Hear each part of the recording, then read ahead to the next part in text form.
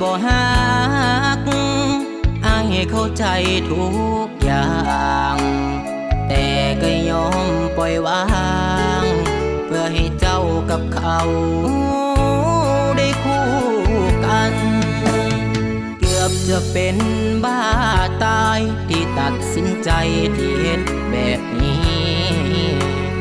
แต่มันคงเป็นวิธีที่เฮ็ดให้เจ้าได้คู่กับเขาเพราะว่าอายมันจนเกินไปพ่อแม่เจ้าขัดขวางทางอายเพื่อให้เจ้านั้นได้อยู่กับเขาโอ้ยไปอยู่กับเขาอย่าเอาแต่ใจให้เปลี่ยนนิสัยเอาใจแต่ตัวเองที่ผ่านมาทั้งไงเอาใจบอกคอยเก่งแต่ก็ยอมเป็นที่ระบายไปอยู่กับเขาขอให้มีความสุขส่วนนายเป็นทุกข์บ่ต้องสนใจมันคงบ่ถึงตายแต่อย่างน้อยก็คือคนข้างแคมทาง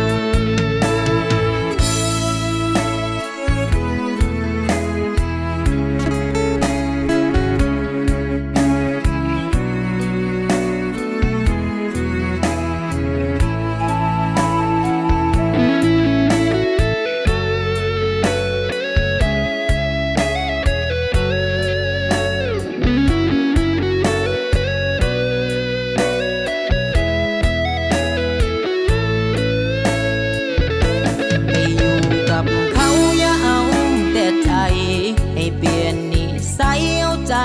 แต่ตัวเอง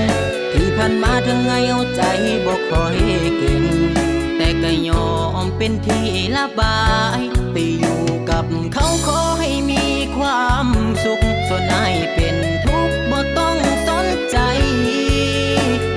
มันคงบ่ถึงตาย